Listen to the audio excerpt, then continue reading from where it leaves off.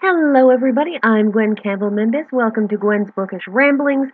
And today we return to Anne McCaffrey for the first time in a while. I did one collection of her short stories before, the Get Off the Unicorn collection, um, which I really do predominantly enjoy for just a couple of stories um, about a single character that she came up with. Um, but this week we're going to be talking about one of her actual novels, and one of her relatively small number of novels that is not in a series. Now, I'm not the world's greatest Anne McCaffrey fan, but at the same time, she's also one of the few science fiction authors that I actually read, as in read their science fiction. I've never been much of a sci-fi fan. I watched Star Trek because, everybody watches Star Trek. And I did see the original three Star Wars movies. I didn't have the patience to watch episodes 1, 2, and 3. I saw the recent new one released with its lens flare and its deliberate attempts to emulate George Lucas's directing style and occasionally even succeeding.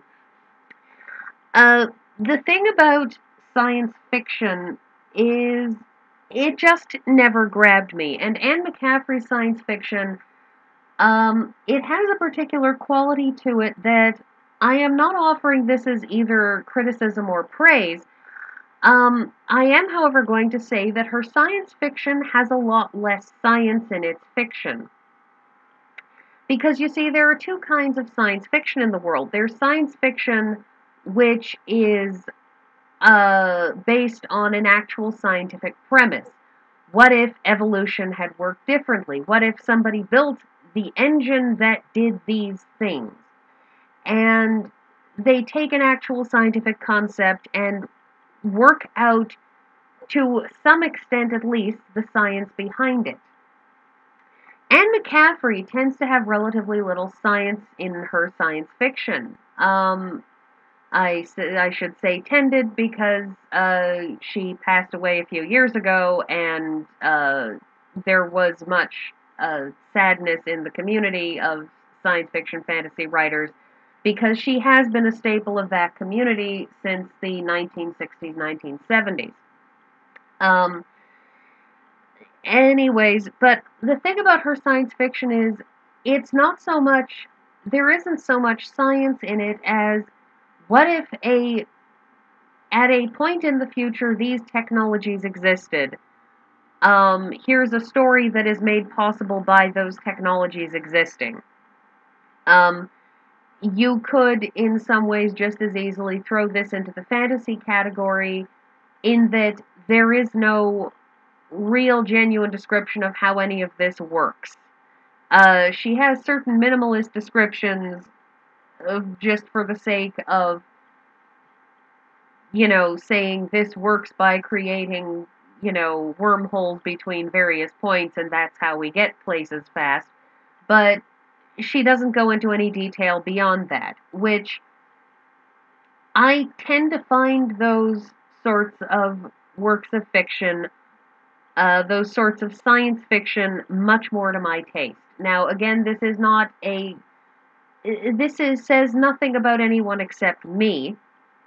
And I am neither complimenting nor insulting what it is that she said, what it is that she wrote and how she wrote, but I think it's worth noting because if you are a hard science fiction fan, you probably won't like her as much.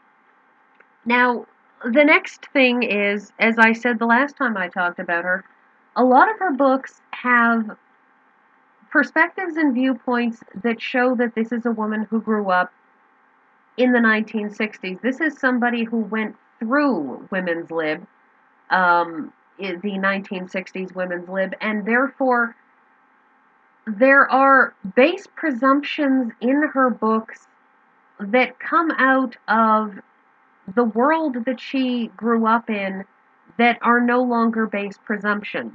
And I personally actually find them very, very interesting to read because it makes her books this intriguing combination of archaic viewpoints of, well, women shouldn't be engineers because that's not what women do, especially not women of, space nobility. But at the same time, uh, she has this very, very strong bent toward very strong female protagonists who don't take any guff from anybody, female protagonists who do whatever they will. Nimisha's ship is, of course, about one of these female protagonists, whose given name is Nimisha.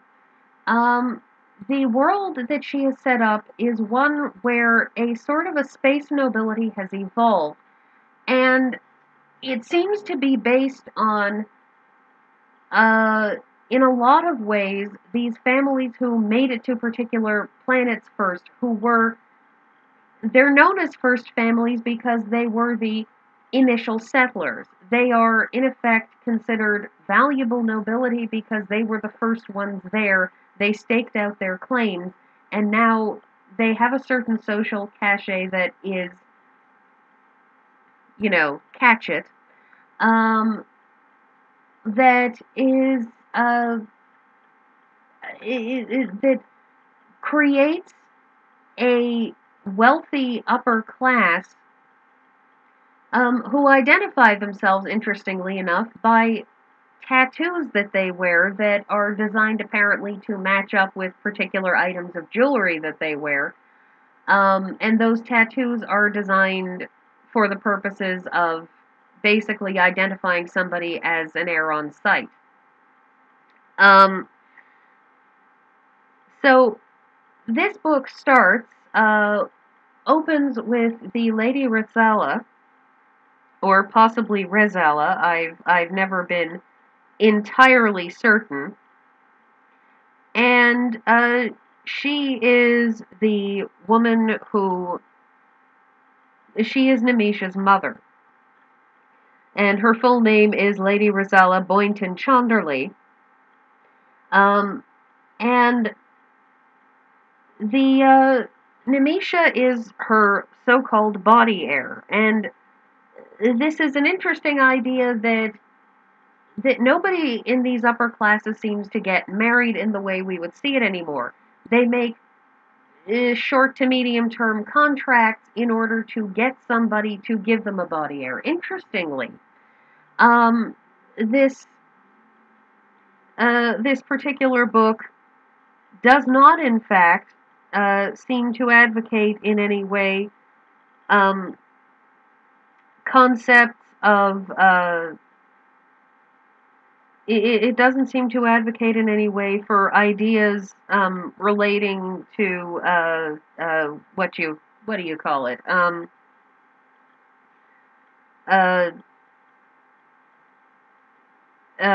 oh God, what's the word? I don't remember the word because I don't know words. Um, Artificial insemination and things like that. Interestingly, though, it was published in '93, so we did have in vitro fertilization at the time. Wow, that's going to have been a long, long pause. Aren't you glad I don't edit? Um, but instead, it seems to very much be done.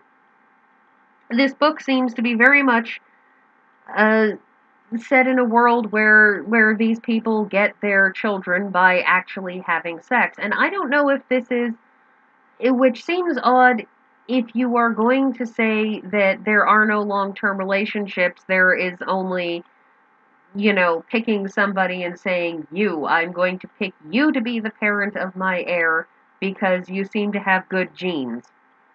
Um, Anyways, but it creates a social structure that is interestingly different because it's almost implicit that in Nimisha's class, and caste in this world, that she's not going to get married. She's not going to find a permanent spouse. She's just going to pick somebody and then continue on, maybe have, casual relationships with whoever she wants.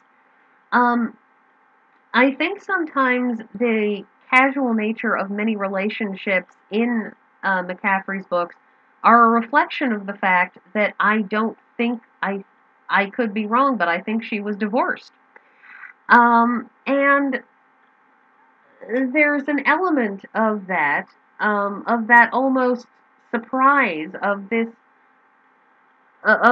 strange sense of I would never get married. I would never do this. And then finally meeting somebody who convinces the person that a long-term relationship is actually a good idea. Um, so Nimisha designs and builds ships, and the bulk of this book, which I'm only just getting to with 4 minutes left in this video, is the fact that she gets lost in space and crash lands on a really relatively hostile planet, and finds a bunch of people, a bunch of survivors there, and they wind up setting up, in effect, a small colony.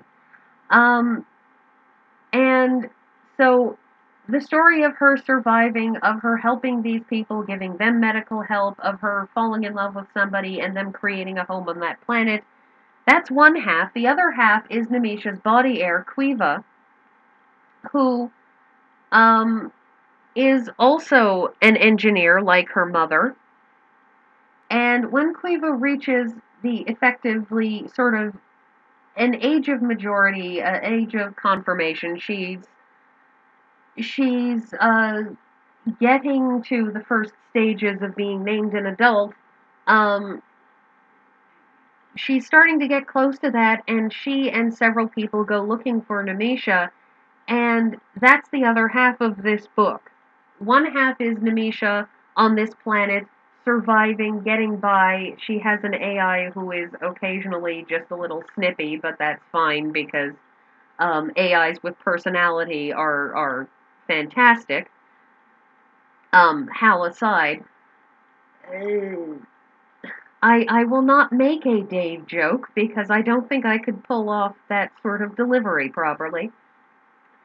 And so there's that Nimisha and those people, and then the other half of this book, once we get to the point where Nimisha is lost in space, is her daughter Quiva, and the people around Quiva's search for Nimisha because she basically got sucked into a wormhole and got spat out the other side, and her ship took a bit of a beating, and she's umpty squillion light years away.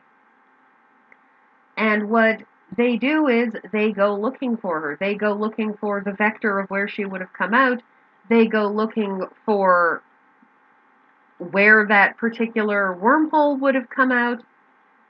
They go looking to find where she is. And so the other story is Quiva and several other people who had worked with Nimisha before and their hunt for her. And Quiva's dealing with things, and Lady Rosala dealing with the fact that her body heir has gone missing, and the fact that they're covering it up because Nimisha's father had another heir, and they're trying to keep this shipyard that he had built that had been in his family for generations.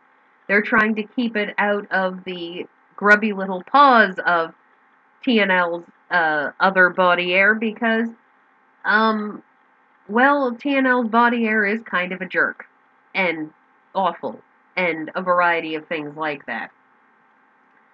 And I quite enjoyed this book, weird social structure notwithstanding, because Nimisha is so determined and so strong, and her mother is so different from her in terms of interests, but is also strong and determined, and this is one of Anne McCaffrey's greatest strengths, are these female protagonists who they may be in what we would consider a regressive society, but boy, are they great characters and great examples for women and young women to read in these books.